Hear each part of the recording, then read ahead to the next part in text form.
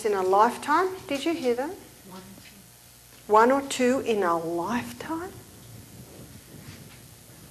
What's happening today is this so-called miracle discovery is causing more trouble than it ever saved. Because when you take an antibiotic, what are you putting into your body? You're putting mildew in your body. Mould waste is called mycotoxin. The reason that mycotoxins are so deadly is the mould is giving off a waste, and this waste contains its spore. This waste is the urine and species, so to speak, or the waste of the mould consuming the orange, but it also contains something highly deadly. And the reason it does is to kill off anything that would compete with the mould's food source.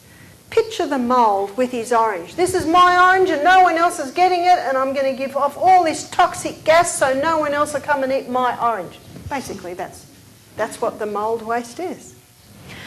They were so excited about this discovery because the mould waste kills bacteria.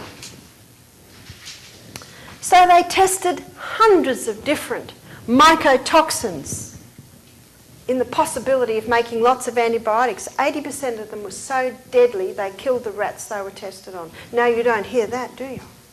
In other words, antibiotics are deadly, but not deadly enough to kill you straight away. Antibiotics today are killing people in another form.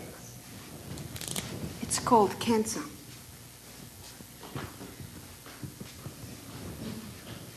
Whoa, this takes on a new leaning. If you have a look at the rise in the use of antibiotics and you put it with another graph in the rise of cancer, you will find that they are the same. What's cancer today? Number one killer? Yes, it is. I've done a meeting with hundreds of people and I've said, put up your hand if you've never had an antibiotic. How many hands go up? None. None go up. Perhaps Emma's little children's hands wouldn't go up. That's scary, isn't it? There's a book called The China Doctor. Have you heard of it? By Dr. T. Campbell.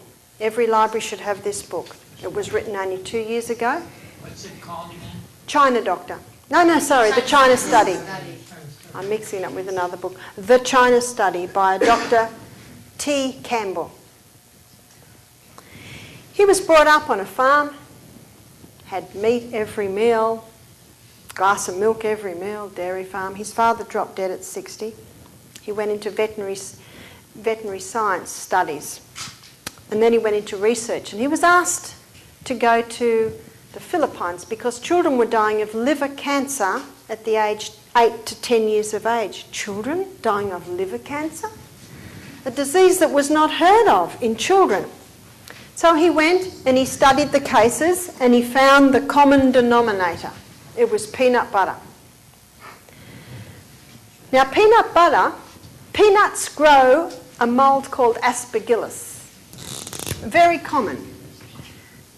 Now, if a person were to grow peanuts, harvest them, dry them or cook them straight away, not a problem. But in Australia, 70% of people live in the city. Where's their food grown? In the countries, huge amounts. What happens to those huge amounts of food? They get stored. Now, picture the silo. Cold, frosty morning, hot, sunny day. What's building up in the silo? Moisture. What loves to grow there? Mould. Now, for some reason, there are two foods that grow mould very quickly. One is peanuts, and the other is cooked rice.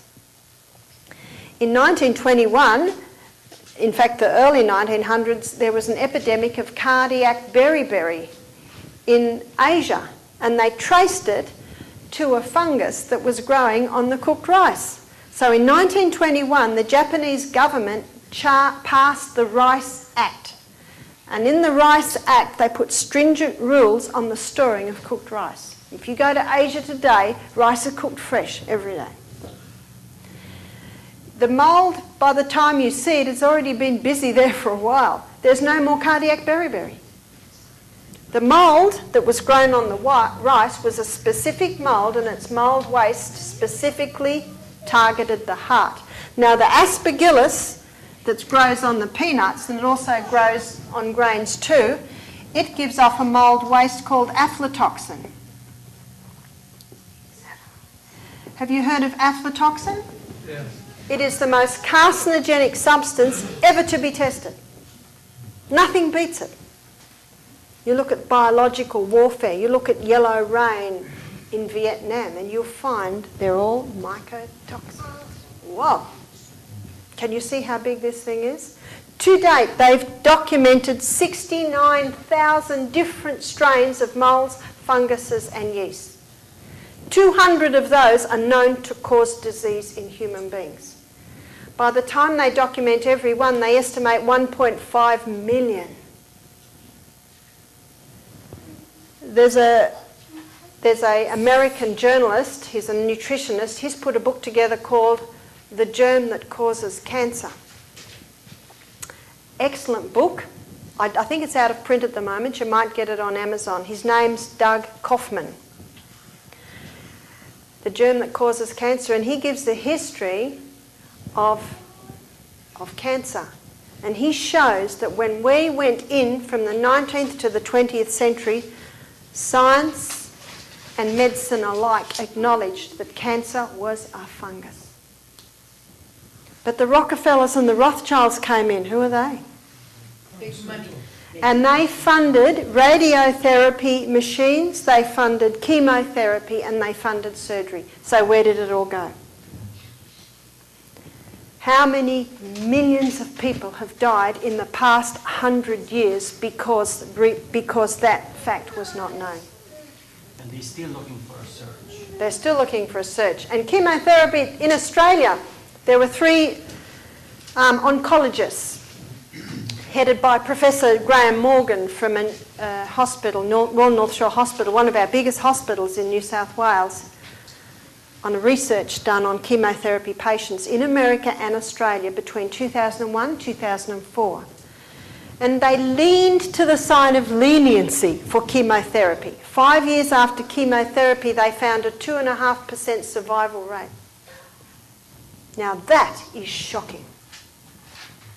I believe, hopefully in 10 years, probably not for 50 years, they're going to look back at cancer treatments today and consider we were in the dark ages. Amen. We've got a saying in Australia, it's called barking up the wrong tree. Do you have that saying? And what's the definition of insanity?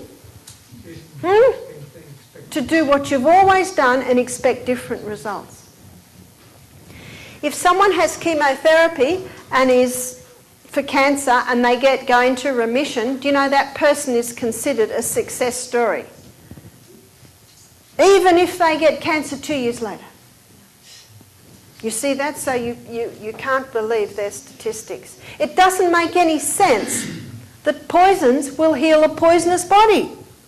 Does that make sense? Doesn't make sense at all. Okay, let's go back to Thomas Campbell looking at the children in the Philippines with liver cancer. Aflatoxin is well known to be the main cause of liver cancer. That is well documented.